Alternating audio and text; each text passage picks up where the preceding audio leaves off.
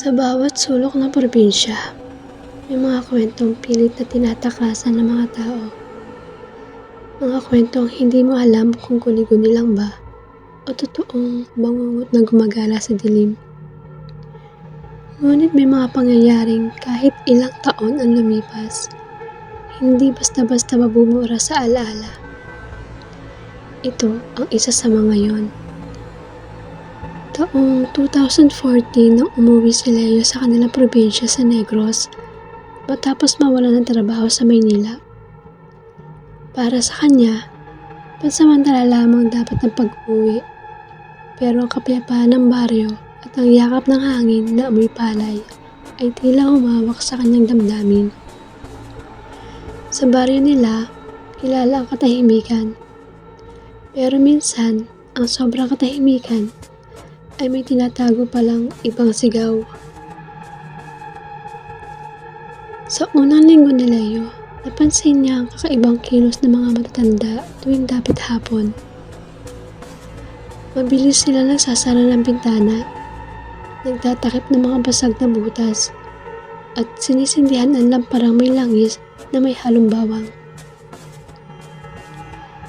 "Nay, bakit parang takot kayo pag lumalalim ang gabi?" Tanong niya minsan sa kanyang ina. Saglit na tumigil ang ina sa ginagawa. "Basta Leo, dito pag sumapit ang 9:00, hindi na safe sa labas. May gumagala, may naghahanap." Hindi na nagtanong pa si Leo, pero may kaba siyang hindi maipaliwanag. Isang gabi, habang nakahiga si Leo, may narinig siyang kakaibang tunog, parang may naglalakad sa bubong. Kasunod nito, ang mahina ngunit malinaw na kaskas ng matutulis na kuko. At ang pinaka-kinilabutan siya, yung malalim na huni ng isang nilalang na hindi niya kayang ihalin tulad sa aso, pusa, o kahit anong hayop na kilala niya. Parang may inuubo, pero parang gutom. Nang sumilip siya sa bintana, ng kaunti, may aninong dumaan sa gilid ng bahay nila. Mahaba ang buhok, payat, ang katawan at ang mga braso'y halos umabot sa lupa. Mabilis siyang umatras. Kinabukasan, nagpunta si Leo sa tindahan ni Aling Dory. Dito niya narinig ang kwento na lalong nagpatigil sa tibok ng puso niya. May nawawala na namang alagang kambing kagabi. Punit-punit ang katawan ng isa. Kinain ang laman loob. Walang bakas ng paa. Alam mo na yun. "Aswang?" Mahina niyang tanong. Tumango sa Aling Dory. "Hindi lang basta aswang, Leo. Dito sa atin, may isa silang pinuno. At minsan, tao ang kinakain. Lalo na yung bagong salta sa lugar." Hindi alam ni Leo kung anong mas nakakatakot. Yung mismong banta o ang tono ni Aling Dory na parang hindi na bago ang ganitong pangyayari. Sa kabilang bahay, nakatira ang isang babaeng halos hindi lumalabas, si Aling Perla. Payat, maputla at lagi nakadamit ng kulay itim. Marami nagsasabing bago raw dumating si Perla, 3 buntis ang nawawala sa baryo. Minsan, nadaanan ni Leo si Aling Perla. Nakatingin ito sa kanya. Diretso, walang kurap. Ang mga mata nito, dilaw. At nang ngumiti, napansin ni Leo na sobrang kintab ng mga ngipin. Parang bagong labas sa dugo. Dito nagsimula ang tunay na bangungot. Noong gabing walang buwan, nagising si Leo sa tunog ng pamilyar na sa bubong. Pero ngayon, mas mabigat, mas mabagal, parang may malalaking hayop na gumagapang. May humihinga sa tapat ng bintana niya. Hindi basta hinga, malalim na hinihigop ang hangin. Tapos, may narinig siyang isang tinig. Paos, mahina, pero malinaw.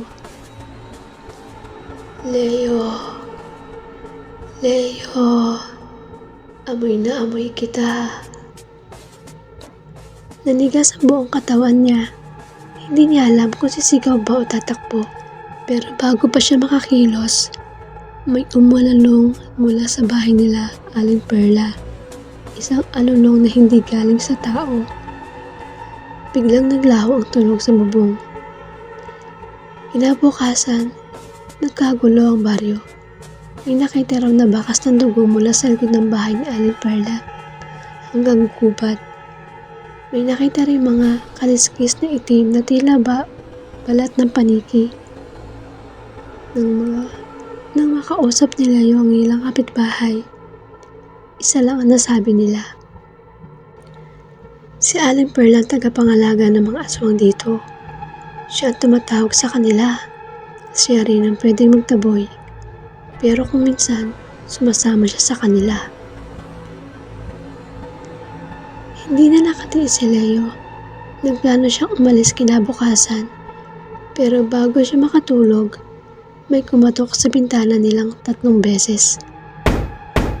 Pagtungaw niya, nakita niya si Aling Perla. Nakangiti. Aalis ka na, Leo. Hindi dapat posible. Nasa likod bahay siya, pero ang tunog ng katok ay galing sa harapan. Hindi ka na namin mabibisita. Sayang. Ikaw pa naman ang pinakamasarap na amoy sa lahat ng dumating dito. Lumapit si Aling Perla at doon nakita ni Leo ang tunay niyang anyo. Nagdudugtong ang labi nito sa tenga. Mahaba ang dila at ang mga kuko parang matulis na pangangalisag.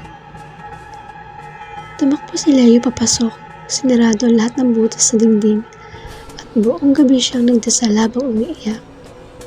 Ang ingay ng mga nilalang sa labas, ang pagaspas ng pakpak, ang pagkamot sa bubong, ang pag-ungol.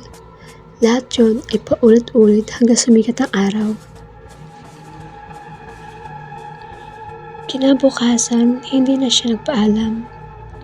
Sumakay siya sa unang bus papuntang syudad. Habang papalayo ang bus, nakita niya sa malayo si Aling Perla sa gilid ng daan. Nakatingin sa kanya at nakangiti. Parang nag-aanyaya. Parang nagsasabing hindi pa sila tapos. May mga bagay sa baryo na hindi nakikita sa syudad.